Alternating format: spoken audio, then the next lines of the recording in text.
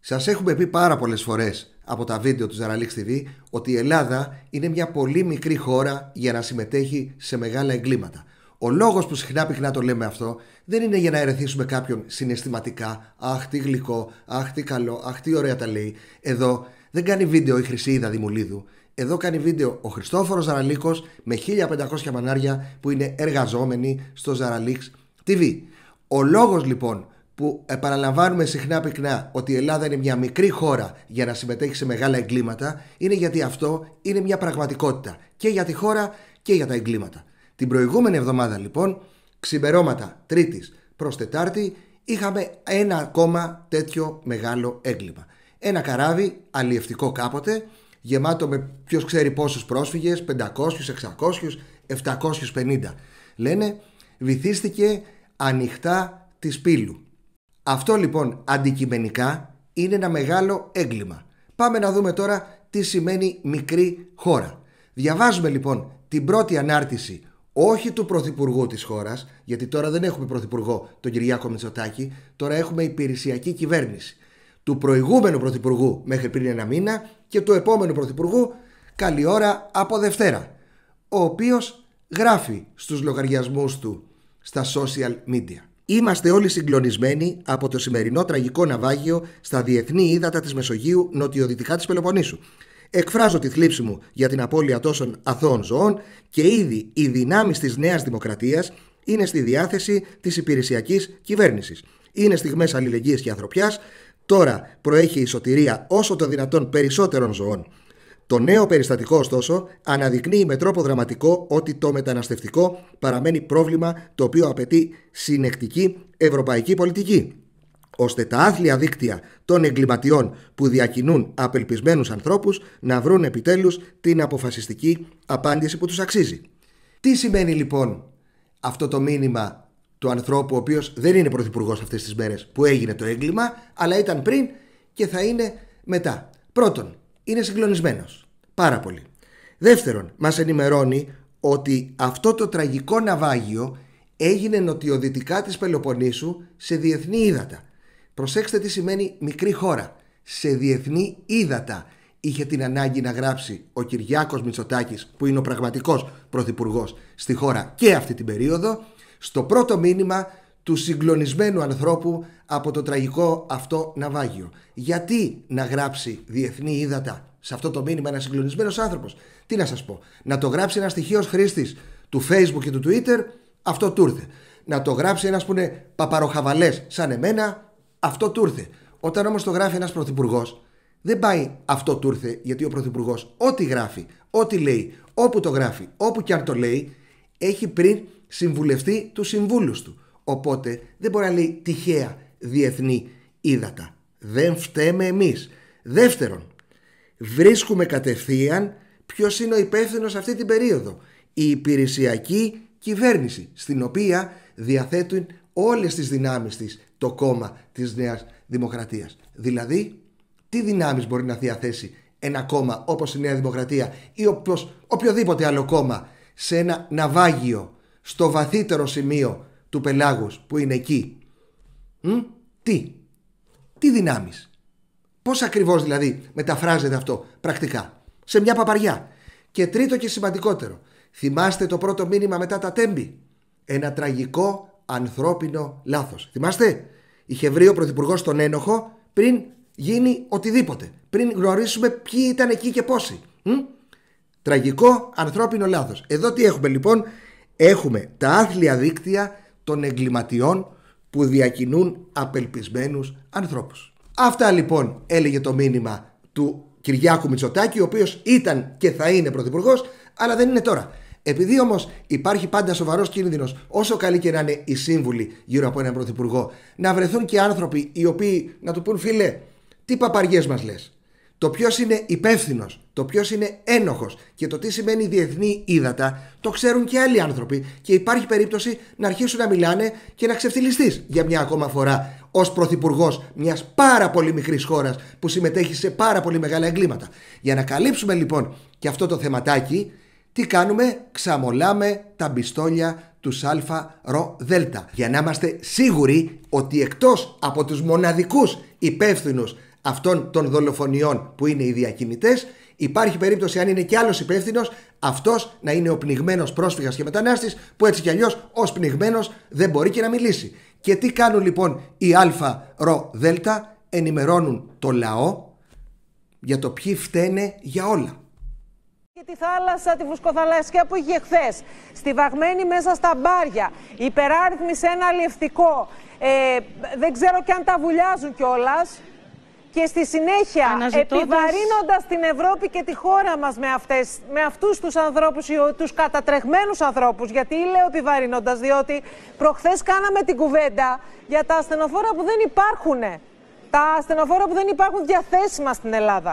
Και εδώ βλέπουμε μια κολοσσιά κινητοποίηση. Έχουν πάει 8-10 ασθενοφόρα για να βοηθήσουν την κατάσταση. Εάν αυτή τη στιγμή κάποιος χρειαστεί ασθενοφόρο στον νομό Πελοποννήσου, αν κάποιος σε ένα χωριό πάθει καρδιακό επεισόδιο, πού θα βρεθεί ασθενοφόρο να το μεταφέρει? Όχι μόνο λοιπόν αυτοί οι κατατρεγμένοι άνθρωποι έρχονται και πνίγονται με ευθύνη τους. Έχει και δεύτερο κείμενο ο λόγος του ανθρώπου. Έρχονται και πνίγονται στα διεθνή ύδατα, αλλά φτάνουν τα πτώματα στις παραλίες που κάνουμε εμείς μπάνιο. Αλλά είναι και αυτοί οι υπεύθυνοι που εμείς δεν έχουμε ασθενοφόρα, όπως θυμάστε από την προηγούμενη εβδομάδα, και πεθαίνουν και οι ντόπιοι εδώ. Ποιοι φταίνε που δεν έχουμε ασθενοφόρα? Μα ποιοι άλλοι? Οι πνιγμένοι πρόσφυγες. Όπως μας ενημέρωσε η πλαστική κουράδα με ικανότητες ομιλίας, που σίγουρα αν έχεις όλο αυτό το πακέτο θα κάνεις καριέρα στην ελληνική τηλεόραση. Δείτε λοιπόν τι έγινε με ένα ασθενοφόρο σήμερα που δεν πνίγηκε κανένας πρόσφυγας και δεν απασχόλησε κανένα ασθενοφόρο στη χώρα μας. Πάρτε το. Στη Θεσσαλονίκη το παιδί έπεσε από το πατίνι, άρχισε να αιμορραγεί από το αυτί. Αμέσως οι γονείς ήρθαν στο Ιπποκράτιο. Εδώ όμως ο τομογράφος ήταν χαλασμένος, δεν μπορούσαν να κάνουν εδώ αξονική.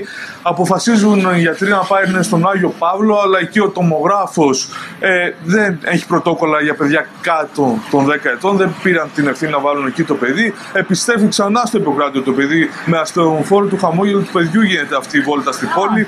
Και εδώ το Ιπποκράτιο αποφασίζει τελικά να πάει σε ιδιωτική κλινική με έξοδα του νοσοκομείου, να τονίσουμε, να γίνει εκεί η τομογραφία. Αλλά να σας πω, 3 ώρες το παιδί αιμορραγούσε και οι γονείς δεν ξέραν τι έχει. Δηλαδή, γιατί 3 ώρες το παιδί ήταν κρίσιμα τα λεπτά. Πάει στο Ιπποκράτιο το παιδί, πάει στον Άγιο Παύλο, παραλίγο θα πήγαινε και στον Άγιο Πέτρο. 3 ώρες λοιπόν έκανε βόλτα με έναν 6χρονο με αιμορραγία ένα ασθενοφόρο, που σε μια ευρωπαϊκή πόλη γύρω-γύρω μπας και βρουν αξονικό τομογράφο. Πού βρήκανε? Στο ιδιωτικό. Ποιος το πλήρωσε? Το δημόσιο. Όλο το μέλλον είναι εδώ. Και προσέξτε, 3 ώρες γύρω-γύρω το ασθενοφόρο. Γιατί? Γιατί υπήρχε ασθενοφόρο, αφού σήμερα ή χθες δεν πνίγηκε κανένας πρόσφυγας να απασχολήσει τα ασθενοφόρα. Όμως μετά την πλαστική ομιλούσα κουράδα, όπως λέει και ένα αρχαιοελληνικό ρητό, ενός κατού μύρια έπονται. Οπότε πάρτε και τη δεύτερη δόση. Έχουν την άποψη ότι πρέπει να ανοίξουμε τα σύνορα, να ανοίξουμε και τα θαλάσσια σύνορα, και όποιος πρέπει αυτό να περνάει μέσα. Δεν μπορεί να γίνει αυτό. Δεν μπορεί να γίνει αυτό. Τώρα, τι θέλανε δηλαδή, 750 αυτοί, ας πούμε, να καραβίνονται στα 750 για να κατεβαίνουν? Όχι, μα δεν είναι εδώ. Δεν είναι θέμα να έρθουν εδώ, να μην έρθουν κτλ. Είναι άλλο πράγμα να λες βάζω ή δεν βάζω κάποιους μέσα, που είναι μια απόφαση, διαδικασία πανευρωπαϊκή που έχει υστερήσει η Ευρώπη. Ακραίως έχει υστερήσει. Γιατί έχει υστερήσει η Ευρώπη? Ναι. Στο μεταναστευτικό. Τι δηλαδή, τι να κάνουμε, τι να κάνουμε. Ρε, Δημήτρη, τι θέλανε δηλαδή, 750 αυτοί, ας πούμε, να καραβίνονται στα 750 για να κατεβαίνουν? Όχι. Δηλαδή, τι να κάνουμε, τι να κάνουμε. Ρε, Δημήτρη. Εντάξει, μάγκες. Πνιγήκαν οι πρόσφυγες. Οι διακινητές τους πνίξανε, που είναι γνωστοί δολοφόνοι, το έγραψε και ο πρωθυπουργός που δεν είναι πρωθυπουργός. Αλλά καλού κακού βάλε και τους ΑΡΔ, αφού πνιγήκαν και σιγουρέψαμε ότι είναι πτώματα όλοι. Βάλε και τους ΑΡΔ να πούνε: όπα παιδιά, εντάξει, στο κάτω-κάτω δεν είναι και ανοιχτό τα σύνορα εδώ να έρθει το ποιος θέλει. Και προσέξτε το ύφος, τη γλώσσα του σώματος. Με το ένα χέρι στην τσέπη να ξύνει τα αρχίδια του εκεί που τον κόβει το σόβρακο, τεντώνοντας τον αστράγαλο και να λέει: δηλαδή τώρα τι θα αρχίσουμε τα 750? Όπου 750 είναι 750 άνθρωποι. Αλλά δεν είναι άνθρωποι, είναι 750. Έτσι λοιπόν σιγουρέψαμε. Τι? Πρώτον, Δεν φταίμε εμείς, γιατί είναι διεθνή τα ύδατα. Δεν φταίμε εμείς που ήμασταν πρωθυπουργοί πριν και μετά, αλλά διαθέτουμε τις δυνάμεις του κόμματος για ό,τι θέλει η υπηρεσιακή κυβέρνηση που αυτή φταίει. Και τρίτον, αν τυχόν φταίει και κανένας άλλος, είναι δεδομένα ο πνιγμένος πρόσφυγας. Ποιος το είπε? Μα ποιος άλλος? Η τηλεόραση. Τι σημασία έχει που οι παρουσιαστές στην τηλεόραση είναι κουράδες με φωνή? Δεν έχει καμία σημασία. Είναι στην τηλεόραση. Άρα είναι σημαντική. Έλα όμως που περνώντας η μέρα βγήκαν και άλλοι άνθρωποι στην τηλεόραση, οι οποίοι μπορεί να μην είναι σημαντικοί, γιατί δεν είναι παρουσιαστές ή αλφα-ροδέλτα στην τηλεόραση, αλλά είναι σημαντικοί γιατί είναι γνώστες του αντικειμένου. Ένας από αυτούς λοιπόν είναι ναύαρχος του λιμενικού και διεθνής εμπειρογνώμονας, λέγεται Σπανός, και βγήκε και αυτός στην τηλεόραση να μιλήσει για τα διεθνή ύδατα, για το ποιος έχει την ευθύνη να διασώσει και ποιοι είναι οι δολοφόνοι. Πάρτε τον. Το σκάφος αυτό βρίσκεται ουσιαστικά σε κίνδυνο, άσχετα αν είναι μπουνάτσα. Γιατί είναι σε κίνδυνο? Γιατί είναι ένα πλοίο το οποίο είναι αναξιόπλο, δεν έχει πιστοποιητικά, έχει επάνω ανθρώπους, είναι κρεμασμένοι σαν τα σταφύλια και είναι και ακυβέρνητο. Άρα πρέπει να δράσει άμεσα η ελληνική πολιτεία δια των οργάνων. Τι κάνει πολύ απλά. Θα πρέπει να οργανώσει τον επιχειρησιακό της σχεδιασμό, ο οποίος είναι πλωτά χερσαία μέσα, τα οποία πρέπει να σπεύσουν στην περιοχή, έτσι ώστε να μπορέσουν να αποβιβάσουν τον κόσμο σε κάποια άλλα σκάφη ή τους λένε, να υπάρξει... λέει αυτοί, δεν σταματάμε, δεν θέλουμε να σταματήσουμε, εμείς θέλουμε να συνεχίσουμε. Τι κάνει? Κύριε Αξιοφιλέα, είναι σαν να μου λέτε ότι σας βλέπω να πνίγεστε και δεν θα σας βοηθήσω και δεν θέλετε βοήθεια. Τι είναι αυτά που λέτε? Από ό,τι άκουσα και από τον εκπρόσωπο του Λιμενικού Σώματος, και αυτό πρέπει να έγινε, είπαν αν χρειάζονται βοήθεια. Και φυσικά αυτή απάντησε ότι δεν χρειάζεται βοήθεια. Μα κοιτάξτε, δεν ρωτάμε τώρα το προσωπικό το οποίο κινδυνεύει σε ένα κυβέρνητο σκάφος αν χρειάζεται βοήθεια. Βοήθεια χρειάζονται και με το παραπάνω, όχι μόνο βοήθεια για να φάνε και να πιούνε. Βοήθεια γιατί το σκάφος είναι ακυβέρνητο. Ακυβέρνητο, ένα σκάφος σημαίνει ότι είναι σε κίνδυνο, να ξέρετε. Που σημαίνει ότι πρέπει να κάνω τα δέοντα με τον επιχειρησιακό μου σχεδιασμό, έτσι ώστε το σκάφος αυτό να πάει σε ένα ασφαλές αγκυροβόλιο. Και μάλιστα ήταν και πολύ εύκολο. Στο Γήθιο υπήρχε ένα μεγάλο ναυαγοσωστικό, το Αιγαίο Πέλαγος, το οποίο είναι 80 μέτρα υπερσύγχρονο σκάφος, το οποίο είναι στην περιοχή. Όταν οργανώνεις τον επιχειρησιακό σου σχεδιασμό, μέσα σε αυτό αντιμετωπίζοντας και τέτοια προβλήματα σε τέτοια διάσταση, γιατί είναι ειδική επιχειρησιακή κατάσταση εδώ, οφείλουμε να τρέξει, να πούμε σε αυτό το ναυαγοσωστικό, να τρέξει στην περιοχή ή και οποιοδήποτε άλλο λιμουρκό. Γιατί είχαμε το χρόνο να το κάνουμε αυτό. Εάν επίσης θα μπορούσε ένα τέτοιο σκάφος ή ένα ή δύο τέτοια σκάφη θα μπορούσαν να κρατήσουν το σκάφος από τη στιγμή που πήρε κλίση, που μπήκε νερό μέσα, να βυθιστεί, θα μπορούσαν να το είχαν κρατήσουν και να μην βυθιστεί τόσο γρήγορα όπως έγινε. Ακριβώς. Πολύ σημαντικό και φαίνεται εδώ ότι είχαμε λάθη και παραλήψεις, κύριε Σπανέ. Αφού λοιπόν μάθαμε κι εμείς οι άσχετοι από έναν ειδικό που πέρασε όλη του τη ζωή μέσα στο λιμενικό σώμα τι ακριβώς πρέπει να κάνει το λιμενικό σώμα, με ποιο τρόπο, για ποιο λόγο, σε ποιο σημείο του πλανήτη, ας πάμε να λύσουμε και το θέμα διεθνή ύδατα που εμάς πάρα πολύ μας ερέθησε. Γιατί ο πρωθυπουργός, συγγνώμη, δεν είναι πρωθυπουργός, θα είναι από Δευτέρα, ο Κυριάκος Μητσοτάκης να γράψει, ενώ ήταν τόσο συγκλονισμένος με το πολύ νεκρό αυτό, να γράψει διεθνή ύδατα. Ποιος έχει την ευθύνη στα διεθνή ύδατα? Υπάρχει κάποιο κράτος που λέγεται διεθνές ύδατο? Υπάρχει τέτοιο κράτος στον πλανήτη? Δεν ξέρουμε. Είμαστε ηλίθιοι. Βλέπουμε όλη μέρα τηλεόραση και ό,τι λέει η τηλεόραση εμείς το χάφτουμε. Υπάρχει λοιπόν κράτος στον πλανήτη που λέγεται διεθνή ύδατο? Οπότε τα διεθνή ύδατα είναι τα νερά που ανήκουν σε αυτό το κράτος και όποιος άλλος είναι παραπέρα δεν έχει ευθύνη. Ας ακούσουμε τι λέει λοιπόν ένας ποινικολόγος για το τι είναι διεθνή ύδατα, ποιος έχει την υποχρέωση και για ποιο λόγο να κάνει διάσωση στα διεθνή ύδατα. Πάρτε τον γι' αυτόν. Θέλω να είμαι προσεκτικός, γιατί είναι ένα εθνικό θέμα σοβαρό. Αν έχουμε ένα τόσο μεγάλο ναυάγιο, θα γίνει διεθνής έρευνα και τα στοιχεία θα βγούνε. Αργά ή γρήγορα θα βγούνε. Υπάρχουν, ας πούμε, απορίες. Προηγουμένως δείξατε ένα αεροπλάνο της Frontex και επίσης δείξατε και μία άλλη διάσωση. Εκεί λοιπόν υπήρξε αναχέτηση και μετεβιβάστηκαν οι μετανάστες χωρίς να έχει υπάρξει ζήτημα ούτε ανατροπής ούτε τίποτα τέτοιο. Επομένως, αφού έχει έρθει ένα σήμα πριν από μία μέρα, αν το έδωσε ΜΚΟ ή όχι, αυτό είναι αδιάφορο. Υπάρχει μία ανησυχία. Οι ειδήσεις που βλέπω να έρχονται μου προκαλούν προβληματισμό. Μας λένε ότι τους απάντησαν ότι δεν έχουμε κανένα πρόβλημα Άκουσα μάλιστα και διάβασα κάτι το οποίο το θεωρώ ή ανακριβές ή ψευδές, ότι πέταξαν τα εφόδια, λέει, στη θάλασσα. Μα εκείνο που κάνουν οι άνθρωποι είναι ακριβώς αυτό. Δηλαδή θέλουν να υπάρξει έρευνα και διάσωση. Τώρα κύριε Ντάλτα, επιμένω. Καταλαβαίνω τη λεπτότητα του θέματος και ότι δεν μπορεί κανείς να πει αυτό ή το άλλο. Αλλά είναι εθνικό θέμα, δεν θέλω να πω κάτι και να στενοχωρήσω. Είναι και η περίοδος η πολιτική αυτή. Έχει την ευθύνη, παρότι είμαστε σε διεθνή ύδατα, να πάει και να το σταματήσει ή δεν έχει δικαιοδοσία και πρέπει να το αφήσει να βουλιάξει? Γιατί θα βούλιαζε αυτό. Έχει υποχρέωση, ούτε δικαίωμα, έχει υποχρέωση από τη Διεθνή Σύμβαση της Θάλασσας και τις συμβάσεις που διέπουν την ευθύνη των παράκτιων κρατών, έχει υποχρέωση επιχείρησης διάσωσης. Επαναλαμβάνω, υποχρέωση. Δεν ξέρω πώς αλλιώς να το πω. Ένα λεπτό όμως. Πόσο πιο διακριτικά γίνεται. Πότε αρχίζει η έννοια διάσωση? Αυτό που βλέπουμε στη φωτογραφία. Που αρχίζει η έννοια κίνδυνος. Ακριβώς. Χρήζει διάσωσης ή πρέπει να υπάρξει σήμα από το πλοίο που να λέει κινδυνεύουμε και τότε αρχίζει? Δηλαδή, πού είναι η λεπτή γραμμή? Σε καμία περίπτωση. Μα όταν κάποιος κινδυνεύει ίσως επειδή και δεν μπορεί να στείλει και σήμα. Μάλιστα. Έτσι δεν είναι? Δηλαδή, αν σου πει ο καπετάνιος ότι δεν κινδυνεύω και το βλέπεις να έχει πάρει νερά, ας πούμε, και να μπατάρει, τι νόημα έχει? Να καίγεται, προφανώς. Να καίγεται, έτσι δεν είναι? Ναι. Επομένως, υπάρχει υποχρέωση επιχείρησης διάσωσης. Αφού μάθαμε λοιπόν ότι σε αυτά τα περίφημα διεθνή ύδατα, στη συγκεκριμένη περιοχή, ευθύνη για διάσωση έχει το ελληνικό κράτος, άρα το λιμενικό μας, και το λύσαμε αυτό, αφού ακούσαμε και τον Ναύαρχο εν αποστρατεία, αν το λιμενικό έκανε ή δεν έκανε καλά τη δουλειά του, πάμε να πούμε και εμείς τη γνώμη μας. Έκανε τη δουλειά του καλά? Πού να ξέρουμε εμείς? Δεν έκανε τη δουλειά του καλά? Πού να ξέρουμε εμείς?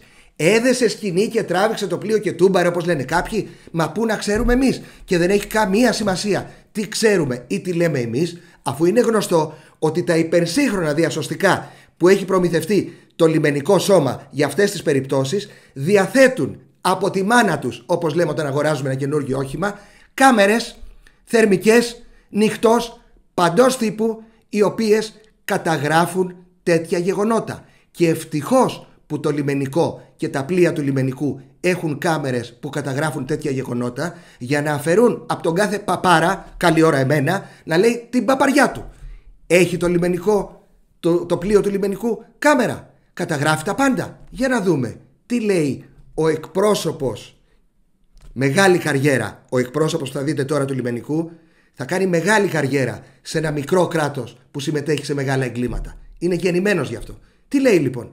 Τα κατέγραψαν όλα οι κάμερες, να μην μπορεί κανένας να λέει παπαριές για το λιμενικό μας? Όταν κάνετε τέτοιες επιχειρήσεις δεν γίνεται καταγραφή, κύριε Αλεξίου? Το λιμενικό δηλαδή όταν κάνει, γιατί έχουμε δει πάμπολες τέτοιες επιχειρήσεις, δεν κάνετε καταγραφή? Σας ξαναλέω, οι κάμερες που χρησιμοποιούνται ημέρα και οι κάμερες νύχτας, στη συγκεκριμένη περίπτωση, από ό,τι μου είπαν, χρησιμοποιήθηκαν επιχειρησιακά για να μπορούν να βλέπουν και δεν έχουν καταγράψει το συμβάν αυτό καθ' αυτό. Καλά, η κάμερα όταν δίνει εικόνα. Το αν τη βλέπεις είναι ένα πράγμα, το αν την καταγράφεις άλλο. Δεν χαλάει τίποτα η κάμερα. Η καταγραφή είναι ένα άλλο κουμπί σε ένα καταγραφικό που γίνεται. Δηλαδή, αν κάποιος... Εγώ σας απαντώ ότι αυτό που έχω σαν ενημέρωση είναι ότι δεν έχει γίνει καταγραφή της... Δεν είναι παράδοξο αυτό? Και εσείς από την υπηρεσία δεν ζητάτε να υπάρχει καταγραφή ώστε να ξέρετε τι γίνεται? Μιλάμε για ότι έγινε μια ενημέρωση 2 παρά από τον καπετάνιο του αλλιευτικού ότι έχασε τη μηχανή του και άμεσα το στελέχη του πληρώματος μπήκαν σε κατάσταση συναγερμού ώστε να πλησιάσουν το σημείο, και στο πλαίσιο αυτής της επιχειρησιακής ετοιμότητας προβήκαμε και στη διάσωση 104 ανθρώπων. Θεωρώ πως η προτεραιότητα είναι η διάσωση και η επιχείρηση και όχι κάτι άλλο. Ταυτόχρονα γίνονται, κύριε Αλεξίου. Προφανώς η προτεραιότητα είναι η διάσωση. Κανένας μας δεν έχει σε αυτό να πει το παραμικρό. Αλλά το να πατήσεις ένα κουμπί που απλά θα καταγράφει την εικόνα που βλέπεις είναι 1 δευτερόλεπτο. Και αυτό το 1 δευτερόλεπτο ίσως δίνει απαντήσεις σε πάρα πολλά που τώρα μπαίνουν ως ερωτήματα. Γι' αυτό και το ρωτάω, είχα την εντύπωση ότι ούτως ή άλλως θα καταγράφετε αυτά. Και από τη στιγμή που το έχουμε πληρώσει αυτό το σκάφος, για να έχει ακριβώς αυτό το σύγχρονο σύστημα καταγραφής, το να κάνεις ένα κουμπί, να το πατήσεις και να είναι όλα στην κάμερα, γιατί έχει κάμερα ανοιχτός αυτό το σκάφος, δεν θα ήταν και επιχειρησιακά πιο πλήρες? Σας απάντησα, τη στιγμή της βύθισης δεν υπάρχει καταγραφή από αυτό που έχω... Σε άλλες περιπτώσεις όμως υπάρχει και τα έχουμε δει τα πλάνα. Από πλωτά ή από τη στεριά? Και από πλωτά.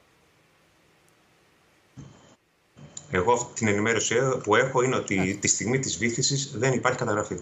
Τι λέει εδώ εκπρόσωπος του λιμενικού? Εκείνη τη στιγμή κάναμε διάσωση. Δεν μπόρεσε να έχει κάποιος το μυαλό του να πατήσει το κουμπί για να γράψει η κάμερα. Μπράβο! Εννοείται.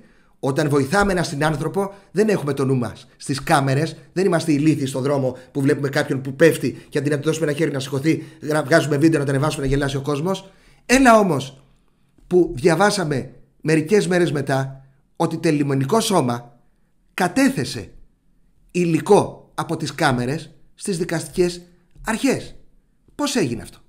Πώς γίνεται ο εκπρόσωπος του λιμενικού να λέει δεν υπάρχουν βίντεο, γιατί δεν βρέθηκε κανένας διαθέσιμος εκείνη τη στιγμή να πατήσει το κουμπί? Έτσι είπε. Σε ένα υπερσύγχρονο πλοίο πατάς κουμπί να γράψεις κάμερα. Δεν γίνονται μόνο τους αυτά. Όχι. Αλλά εδώ σε δημοσίευμα διαβάσαμε ότι υπάρχουν βίντεο και έχουν κατατεθεί στις δικαστικές αρχές. Τι έγινε, κύριε εκπρόσωπε του λιμενικού, σε διεθνή ύδατα πάντα? Ποιος πάτησε το κουμπί? Ο Αϊνικόλας, προστάτης των ναυτικών μας? Πολύ πιθανό. Νομίζω θα μπει στη δικογραφία κι αυτό.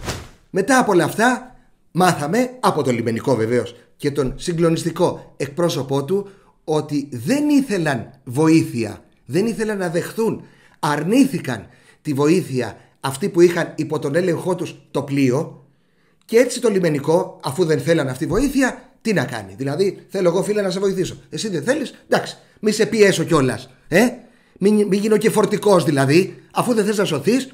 Τι να κάνω κι εγώ? Φεύγω. Έλα όμως που μετά το ναυάγιο, και αφού διασώθηκαν κάποιοι από αυτούς που ήταν στο ναυάγιο, διαβάσαμε και μάθαμε ότι αυτοί που είχαν υπό τον έλεγχό τους το πλοίο ήταν από την πλευρά των διακινητών. Εδώ λοιπόν μπαίνουν φοβερά και τρομερά ερωτήματα. Πρώτον, για πόσο ηλίθιους μας περνάτε όταν λέτε ότι αυτοί οι 750 ή όσοι άνθρωποι ήταν εκεί έχουν πληρώσει από 3 και 4 χιλιάρικα για να μπουν σε αυτό το καράβι που θα το στείλει ή στην Ιταλία ή στο θάνατο, και ενώ οι διακινητές έχουν πάρει εκατομμύρια, μπαίνουν και οι ίδιοι στο καράβι με τη σιγουριά ότι θα φτάσουν στην Ιταλία και όχι στο βυθό, και μετά θα πάνε στην Καζαμπλάνκα και θα τρώνε τα εκατομμύρια που βγάλανε από τους πρόσφυγες. Σοβαρά? Πάρα πολύ πιθανό είναι αυτό. Ναι, πάρα πολύ πιθανό. Εννοείται. Μα έτσι κάνουν όλοι οι έμποροι περίεργων ουσιών ή ανθρώπων. Δηλαδή, ένας που είναι έμπορος πρέζας, αυτό κάνει. Ακολουθεί το πράγμα του μέχρι τη στιγμή που άλλος θα το βαρέσει εκεί για να δει. Όλα καλά, όλα καλά. Ουφ, και τώρα φεύγω ήσυχος. Είμαι ένας καλός επιχειρηματίας. Ναι. Επίσης όμως, μας είπαν από το λιμενικό ότι αυτοί που τους απάντησαν δεν θέλουμε βοήθεια ήταν αυτοί που είχαν υπό τον έλεγχό τους το πλοίο. Δηλαδή, σύμφωνα πάλι με το λιμενικό, οι διακινητές. Τι γίνεται, παιδιά? Εδώ πραγματικά έχουμε μπερδευτεί. Όλοι έχουμε μπερδευτεί εδώ. Εμείς πιστεύουμε ότι είμαστε καλοί. Η Ελλάδα μας, οι υπηρεσίες της δεν μπλέκονται με τους κακούς. Πώς λοιπόν, φόρα παρτίδα, μας λέτε ότι μια κρατική υπηρεσία όπως είναι το λιμενικό συνομιλεί με τους κακούς και μάλιστα θεωρεί αξιόπιστη τη γνώμη τους? Με τους κακούς εμείς? Δηλαδή, πού φτάνει αυτή η χώρα πια? Σε λίγο δηλαδή τι άλλο θα ακούσουμε εδώ? Υπάρχει περίπτωση, ας πούμε, στη χώρα μας να κλέβουν θωρακισμένες μερσεντές αγνών εφοπλιστών, μαφιόζοι, γκάνγκστερ, δολοφόνοι, για να σκοτώνονται εκεί μέσα, να κουμπουριάζονται και μετά να εκθέτουν τους αγνούς Έλληνες επιχειρηματίες που με το σταυρό στο χέρι βγάζουν λεφτά? Παιδιά, όπα κάπου. Πόσο λάσπη στον ανεμιστήρα της πεντακάθαρης χώρας μας. Έλα, διάλειμμα. Τέλος, ακούστηκαν διάφορες ιστορίες για ένα σκηνή ρημούλκησης ή ένα σκηνή βοήθειας ή ένα σκηνή τσεκαρίσματος. Το λιμενικό καταρχάς αρνήθηκε οποιοδήποτε δέσιμο με αυτό το πλοίο με σκηνή. Και για ποιο λόγο να το κάνει αυτό, αφού το λιμενικό δέχτηκε τις διαβεβαιώσεις αυτών που είχαν τον έλεγχο του πλοίου, όπου μάθαμε εκ των υστέρων ότι αυτοί είναι και διακινητές, άρα οι δολοφόνοι, συνδιαλεγόμαστε με δολοφόνους, πέφτουμε από τα σύννεφα πια. Αλλά μερικές μέρες μετά, που ήταν πολλές οι μαρτυρίες, ο ίδιος εκπρόσωπος του λιμενικού αναγκάστηκε να παραδεχθεί ότι ναι, κάποια στιγμή δεθήκαμε με ένα σκηνή. Γιατί?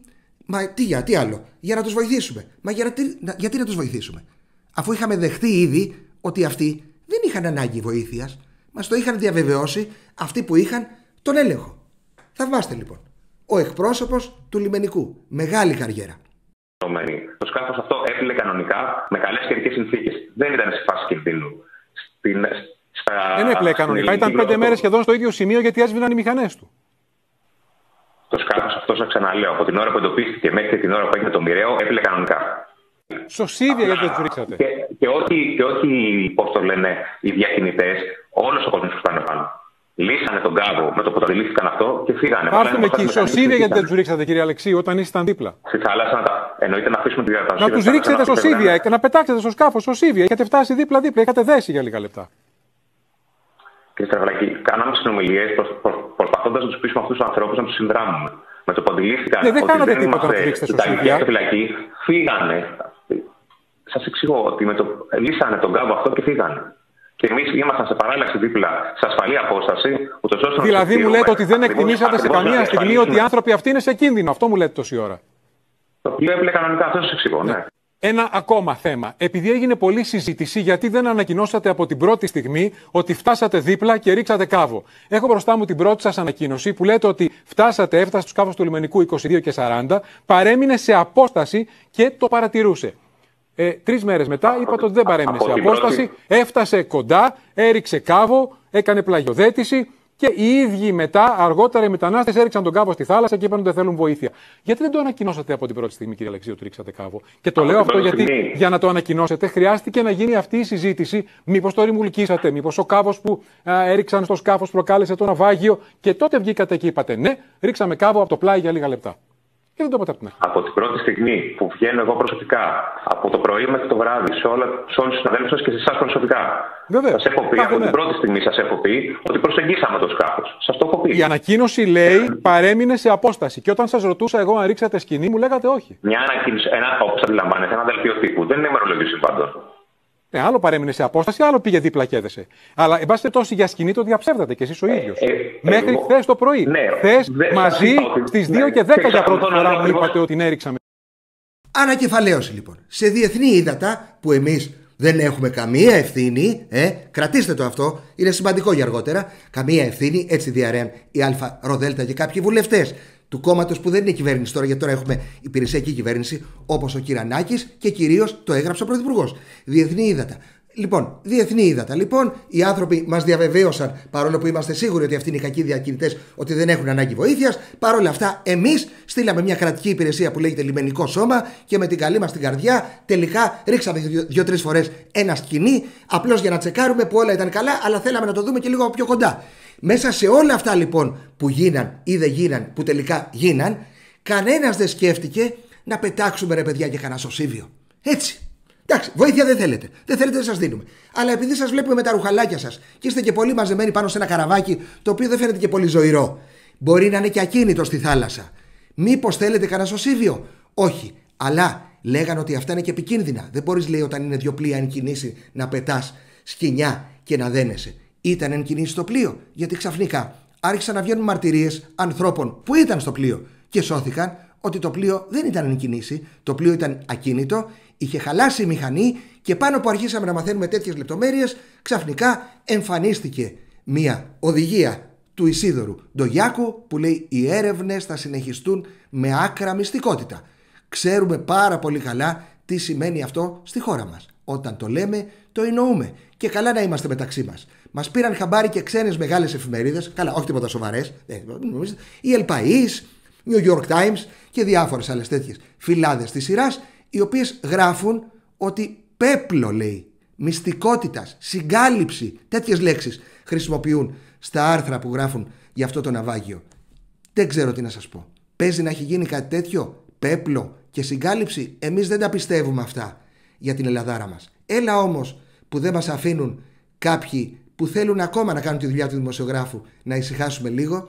Έτσι λοιπόν, πάνω που έχουμε όλα αυτά τα ερωτήματα, σκάει ένα ρεπορτάζ του BBC, όχι του ελληνικού BBC, Sky, του κανονικού BBC, το οποίο τα λέει λίγο διαφορετικά τα γεγονότα από ό,τι τα διαβάζαμε εμείς εδώ. Ορίστε. I want to show you some tracking data we've obtained of civilian ships in the Mediterranean Sea in the build-up to the migrant boat sinking. Now remember, the Greek authorities maintained that right up until the moment it capsized, it was on a steady course towards Italy, it wasn't in danger, and that's why they didn't intervene and try and launch a rescue. But our evidence strongly challenges this. This yellow pin is where the boat eventually sank. At 1500 GMT on Tuesday, the boat, the Lucky Sailor, is asked to divert by the Greek authorities up to this point and provide water and food to the migrant boat. And we got the Lucky Sailor's logbook to prove that. 30 minutes later, the Coast Guard says the migrant boat is on a steady course. But if we look 2.5 hours later at 1800 GMT, another boat, the Faithful Warrior, comes to exactly the same area and also gives supplies. This is footage that's said to show that happening. And the weather conditions, the shadow of the sun, therefore you can work out the rough time of day, they all support this claim. Now, between 1940 and 2240 GMT, the Greek Coast Guard insists the migrant boat is on a steady course and speed, moving towards Italy. They say they observed that, but this is a close-up image they published from the same time period, and they later admitted that they actually wanted at this point to get on the boat to see if it was in danger. So let's have a look again at all the activity of the past 7 hours. It's all around this one specific spot, suggesting the migrant boat has hardly moved at all. Remember, all this time, Greece insists that it's on a steady course, it's not in danger, it's heading to Italy, and that the people on board don't need to be rescued. Finally, at 2300 GMT, the boat sinks with all those people on board, and there is this frenzy of ships coming to help. You can see them all there. But it is, of course, by this point, too little, too late. Αυτό δεν μπορούμε να τα αφήσουμε να περάσει έτσι. Έτσι λοιπόν, το ελληνικό BBC που φύτρωσε ακριβώς εκεί που έχεσε το αγγλικό BBC, δηλαδή ο Sky ανέλαβε να μας πει ποιο BBC ρε. Ρε ποιο BBC ρε. Τώρα θεοποιήσαμε εδώ το BBC, επειδή ήρθε ένας ανταποκριτής, μπήκε στο κινητό εδώ, είδε το Marine Traffic, τα στίγματα και έβγαλε συμπέρασμα ότι φταίει η Ελλάδα και η Ελλάδα σκοτώνει. Και το κάναμε σημαία και αυτό. Ήρθε το ελληνικό και το αποδόμησε πλήρως όλο αυτό, με τα στοιχεία συγκεκριμένα ένα προς ένα. Με ώρες, με κινήσεις, με σημεία, τα πάντα, με λεπτομέρειες. Έχουν βγει τα ντοκουμέντα. Ακριβώς. Το λέω γιατί ακούμε καμιά φορά BBC, λέμε πω το BBC το είπε, το BBC και λοιπόν. Και το Spiegel το είχε πει. Καλά. Και θυμάστε πώς έκανε ο Πιστανολοταχός με τη Μικρή Μαρία. Το σκάφος αυτό, θέλει προσοχή σε αυτά. όπως δείχνουν τα ντοκουμέντα, πέρα του ότι είναι αδιάψευστο ότι είναι σε διεθνή ύδατα, δεν έχει εκπέμψει SOS και πλέει κανονικά. Αυτά είναι καταγεγραμμένα. Δηλαδή, φαίνεται στο βίντεο, παιδιά, βγάζει καπνό. Κανονικά. Το φουγάρο. Προχωράει και καλά. Ναι. Σε τέτοιο σημείο προχωράει καλά, που μερικοί που ξέρουν από θάλασσα λέει αυτό το σκάφος έχει 800 άτομα μέσα. Ναι. Και πάει έτσι. Ναι. Λίγο δύσκολο. Λένε κάποιοι, δεν ξέρω. Μάλιστα. Ποιο BBC ρε μάγκες, μας ενημέρωσε εδώ ο Δημήτρης Υπονόμου και ο Άκης Παυλότουβλος. Ποιο BBC. Και μετά πήγαν για τυρόπιτα μπουγάτσα και κερασμένο γλυκό από τη συνάδελφο που έχει γενέθλια σήμερα. Να ζήσετε όλοι, να είστε καλά, η Παναγία μαζί σας. Ποιο BBC. Μάγκες, αν το BBC είχε χιούμορ, σήμερα ήδη θα είχε κάνει ένα ρεπορτάζ για μια θωρακισμένη Mercedes πάνω από 600.000 ευρώ κόστος του αφεντικού σας, του Αλαφούζου, στην οποία μέσα βρέθηκε δολοφονημένος ένας τύπος που είχε ποινικό μητρό σαν τον τηλεφωνικό κατάλογο που είχαμε παλιά. Τότε να δείτε γέλια που θα είχαμε με το πιο BBC. Αλλά να ήταν μόνο το BBC θα είναι καλά. Έχουμε και παρελθόν. Δεν είναι μόνο το BBC. Είναι και το Φαρμακονήσι. Όπου στο Φαρμακονήσι, πιο BBC, η Ελλάδα και το λιμενικό καταδικάστηκαν και μοιάζει πάρα πολύ το ναυάγιο αυτό με ό,τι έγινε στο Φαρμακονήσι. Πάλι τότε δεν είχαμε κουμπί να απαντήσει, να καταγράψει η κάμερα το πώς γίνανε τα πράγματα. Και δεν είναι μόνο το BBC και το Φαρμακονήσι, είναι και η El País, είναι και η δημόσια τηλεόραση της Γερμανίας, είναι και οι εφημερίδες από τη Γαλλία, είναι και η Le Monde, είναι και οι εφημερίδες από τη Μεγάλη Βρετανία, είναι και η γαμημένη η κολοφυλάδα New York Times, η οποία πριν 2 μήνες είχε ανεβάσει άρθρο με βίντεο να φρίξετε με το ελληνικό λιμενικό σώμα, το οποίο μάγκωνε πρόσφυγες από τη θάλασσα, τους πήγαινε στην ξηρά για ποιο λόγο, τους κάνανε μια γύρα, τους ξαναβάζανε πάνω στο διασωστικό και τους πήγαιναν λίγο παρακάτω και τους ξαναπετάγανε πάλι μες στη θάλασσα. Σε μια υποτιθέμενη βάρκα. Αυτό το βίντεο στο ελληνικό BBC το έχετε μπέξει, λεβέντες? Το έχετε δείξει αυτό? Όχι βέβαια. Γιατί να το δείξετε? Αλλά παιδιά, μη μασάτε καθόλου στο Sky. Πάρτε το αίμα σας πίσω. Γυρίστε το λεβέντικα. Εγώ αν ήμουνα ΑΡΔ και δούλευα στο Sky, ήδη αύριο το πρωί θα είχα βγάλει αυτό το βίντεο.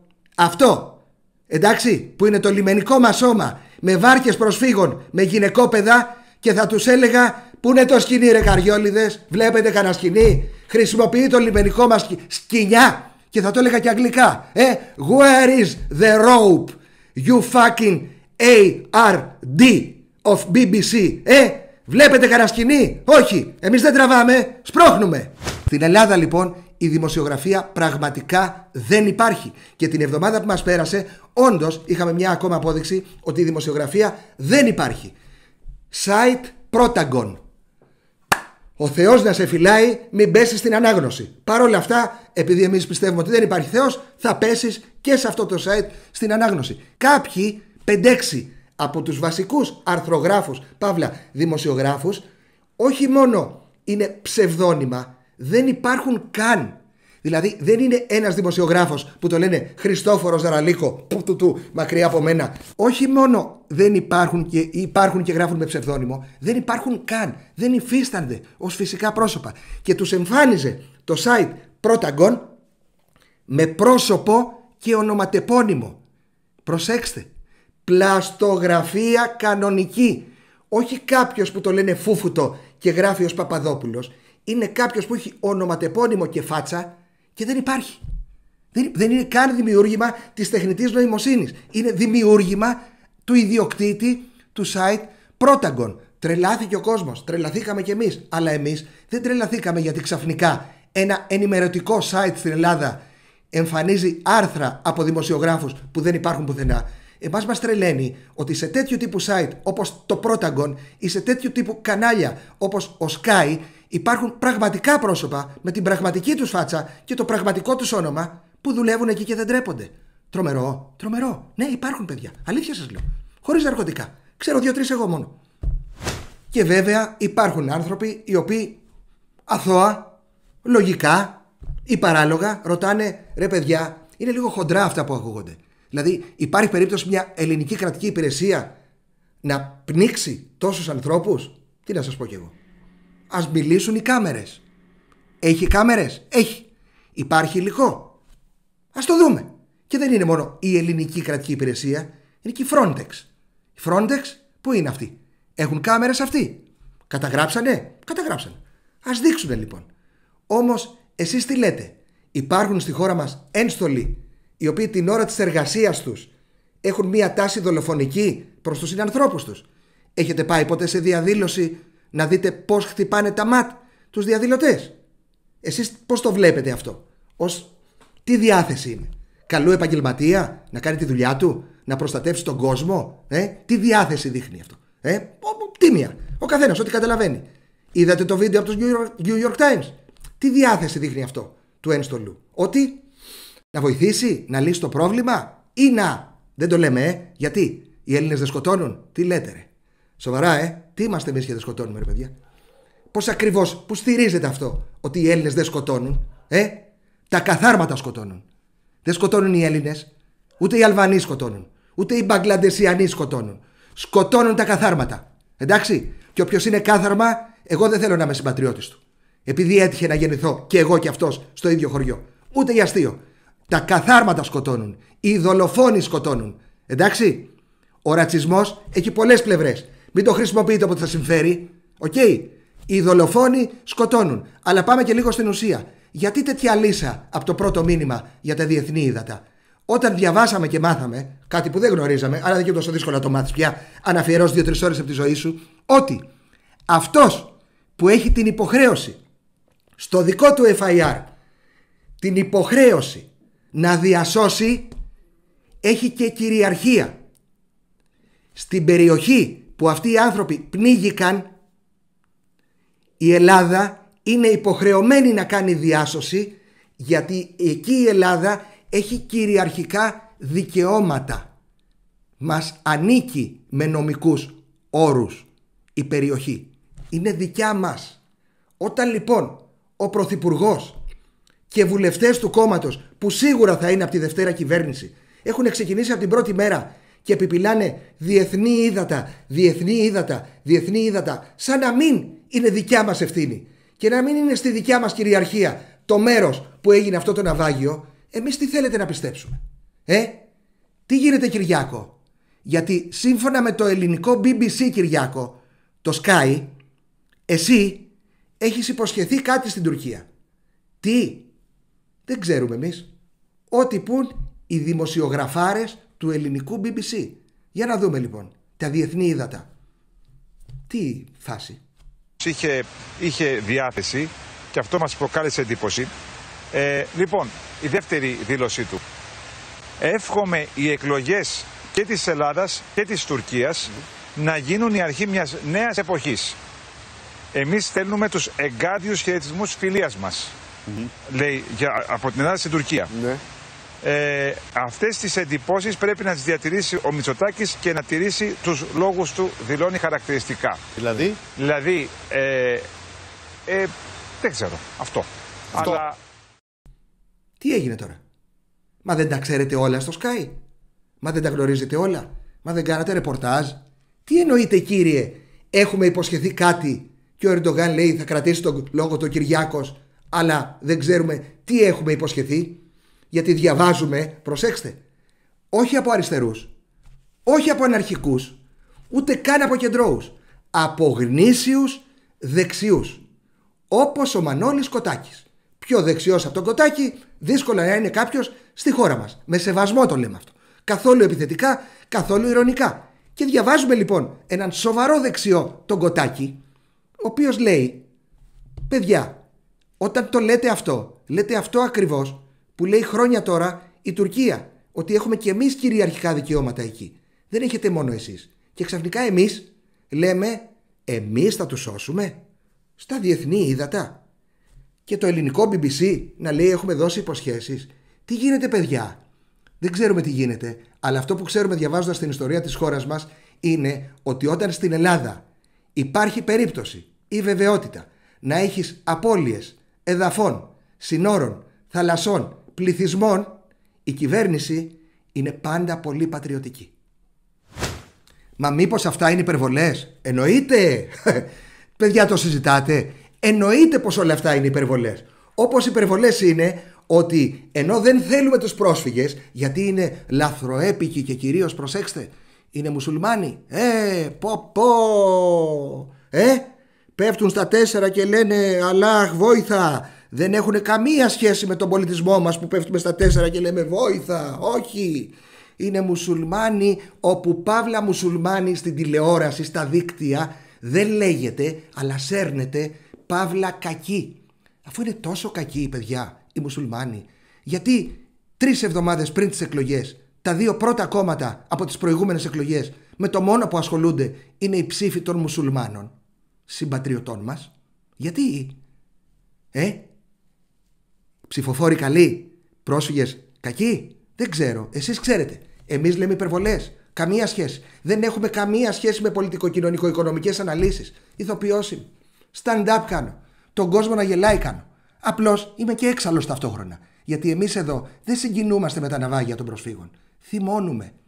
Δεν θα έπρεπε εμείς να κλαίμε για τους νεκρούς πρόσφυγες. Θα έπρεπε άλλοι να κλαίνε για τους νεκρούς πρόσφυγες. Και όχι μόνο να κλαίνε και πίσω από τα κάγκελα. Εντάξει. Και τέλος, γιατί εμείς δεν μπορούμε να καταπιέσουμε τις σκέψεις μας, πρέπει οπωσδήποτε να τις εκφράσουμε. Είμαστε σε προεκλογική περίοδο. Κανονικά, αν υπήρχε όντως συγκλονισμένο πολιτικό σύστημα, συγκλονισμένο κράτος και συγκλονισμένη κοινωνία, θα έπρεπε να έχουν αναβληθεί οι εκλογές. Δεν παίζουν αυτά τα σενάρια, δεν παίζουν με αυτά τα πράγματα. Οπότε, μοιραία, θέλοντας και μη, αυτό το ναυάγιο συνδέεται και με τις εκλογές.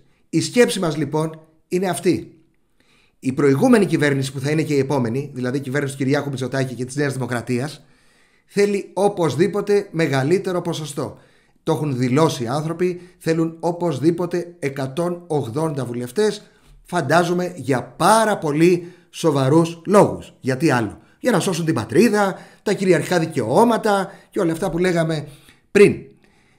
Η δεξαμενή στην οποία απευθύνεται η κυβέρνηση για να φτάσει τους 180 είναι γνωστή. Ακροδεξιοί, ρατσιστές. Γιατί ακροδεξιοί, ρατσιστές, μόνο τέτοιοι ψηφίζουν τη Νέα Δημοκρατία? Ούτε για αστείο. Όχι. Τους άλλους όμως τους μάζεψε.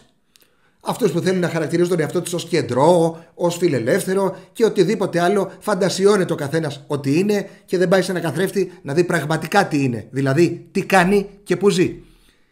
Ακροδεξιούς λοιπόν, ρατσιστές και λοιπούς, εννοούμε αυτούς που τους ίδιους εννοεί και ο Κυριάκος στους λόγους του τις τελευταίες μέρες, που πάνε σε κόμματα Βελόπουλου, Νίκη, Μπογδάνου, ξέρω εγώ, όλους αυτούς τους γνωστούς ή άγνωστους ανθρώπους. Από εκεί λοιπόν προσπαθεί να ψωνίσει. Θα ήταν πάρα πολύ κακό για την προεκλογική εκστρατεία του, αυτή την περίοδο ειδικά, μερικές μέρες πριν τις εκλογές, να έχουμε 700-750, δεν ξέρουμε πόσοι ήταν οι άνθρωποι σε αυτό το καράβι, σωμένους στην Καλαμάτα ή στην Πύλο. Αυτό σημαίνει ότι τους έπνιξαν? Όχι.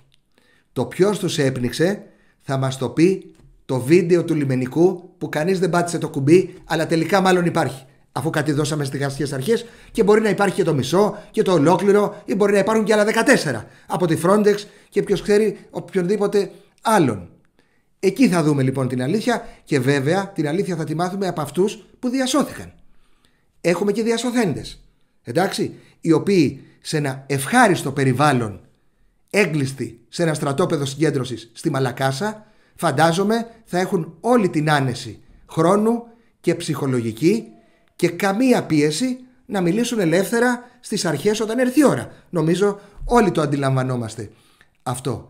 Τώρα λοιπόν, αν υποθέσουμε ότι δεν πνίξαμε κανέναν, αλλά δεν κάναμε και πολύ καλά τη δουλειά μας, δηλαδή πιστέψαμε τους διακινητές ότι δεν υπάρχει λόγος, και ρίξαμε και δεν ρίξαμε το σκηνάκι, και τραβήξαμε και δεν τραβήξαμε, τέλος πάντων ήταν μια κακή μέρα στη δουλειά, ρε παιδί μου, και αυτοί οι άνθρωποι, οι περισσότεροι, πήγαν στο βυθό της θάλασσας και κάποιοι λίγοι σώθηκαν. Είναι καλή απεύθυνση αυτή η εξέλιξη προς ένα ακροδεξιό ρατσιστικό ακροατήριο? Η απάντηση νομίζω είναι ξεκάθαρη. Αν αυτά σας ακούγονται λίγο χοντρά, πρέπει να σας πω ότι στην Ελλάδα αρέσουν αυτά. Πολύ. Είναι ελληνική φράση, ας μην ερχόντουσαν. Είναι ελληνική φράση. Δεν πάνε να πνιγεί. Τι με νοιάζει εμένα? Είναι ελληνική φράση. Συγγνώμη φίλε, σε καλέσαμε? Είναι ελληνική φράση. Δεν είναι η δουλειά μου. Εγώ κοιτάω τη δουλειά μου. Επίσης, είναι πάρα πολύ εύκολο όχι να στείλεις 500 και 600 ανθρώπους στο βυθό. Είναι πάρα πολύ εύκολο όμως να μην κάνεις τίποτα για να μην πάνε στο βυθό. Και μάλιστα να είσαι τέτοιου επίπεδου πατριωτικό κάθαρμα που να είσαι διατεθειμένος ακόμα και να πεις δεν είναι δικά μου αυτά τα σύνορα. Όχι, όχι. Όχι παιδιά. Δεν ξέρω τίποτα εγώ γι' αυτό. Τίποτα. Αλλά βέβαια για την πραγματικότητα που παρουσιάζουν οι ΑΡΔ, για όλα φταίνε οι κακοί δολοφόνοι διακινητές. Φταίνε. Καμιά αμφιβολία.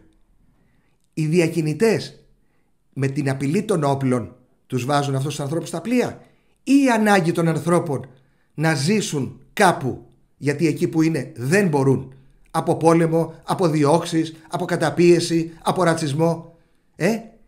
Ποιος τους βάζει στα καράβια? Η ανάγκη ή οι διακινητές? Οι διακινητές όμως τους εκμεταλλεύονται και βγάζουν χρήματα. Άρα είναι πολύ κακοί. Τέλεια, συμφωνούμε. Εμείς τι είμαστε? Εμείς στην Ελλάδα. Η Τουρκία τι είναι? Θεωρείτε ότι εμείς ως χώρα, το κράτος το ελληνικό, δεν είναι διακινητής? Τι είναι? Δεν παίρνει το ελληνικό κράτος τεράστια ποσά από την Ευρωπαϊκή Ένωση για να ρυθμίζει τη διακίνηση αυτών των ανθρώπων που έχουν κάθε δικαίωμα να πάνε όπου γουστάρουνε και να ζητήσουν άσυλο? Εμείς που ρυθμίζουμε αυτή την ελεύθερα και διακηρυγμένη κίνηση των ανθρώπων, Τι είμαστε? Δεν είμαστε διακινητές? Δεν παίρνουμε λεφτά για να το κάνουμε αυτό? Εμείς και η Τουρκία δεν παίρνουμε τεράστια ποσά για να φτιάχνουμε στρατόπεδα συγκέντρωσης, να βάζουμε μέσα ανθρώπους οι οποίοι δεν έχουν κάνει κανένα ποινικό αδίκημα? Τι είμαστε? Δεν είμαστε διακινητές που κλειδώνουμε, απειλούμε με όπλα και ελέγχουμε την κίνηση των ανθρώπων? Τι είμαστε? Δεν πληρωνόμαστε γι' αυτό? Δεν παρέχουμε υπηρεσίες? Δεν είμαστε μια ξεφτυλισμένη, γαμημένη χώρα παροχής υπηρεσιών? Και όχι μόνο σε αυτό το επίπεδο, σε όλα. Εσείς που τόσο πολύ σας ενοχλούν οι ξένοι που θα αλλοιώσουν το δίθεν πολιτισμό μας, δεν έχετε ακούσει ποτέ για τις διακρατικές συμφωνίες που υπογράφονται κάθε χρόνο και φέτος για εκατοντάδες χιλιάδες ανθρώπους που έρχονται σκλάβοι στη χώρα μας για παροχή υπηρεσιών στον τουρισμό και στις αγροτικές εργασίες? Ποτέ δεν έχετε ακούσει τίποτα? 168.000 άνθρωποι φέτος στη χώρα μας με διακρατική συμφωνία και φέτος. Για εργάτες λέει. Εργάτες είναι αυτοί στα φραουλοχώραφα που μαζεύουν τα ροδάκινα? Είναι εργάτες ή σκλάβοι? Εργάτες είναι αυτοί που ζουν σε μια παράγκα 10-10 ή σκλάβοι? Εργάτες είναι αυτοί που αν δεν τους πληρώσουν φωνάζουν και την αστυνομία και τρώνε και ένα βρωμόξυλο ή σκλάβοι?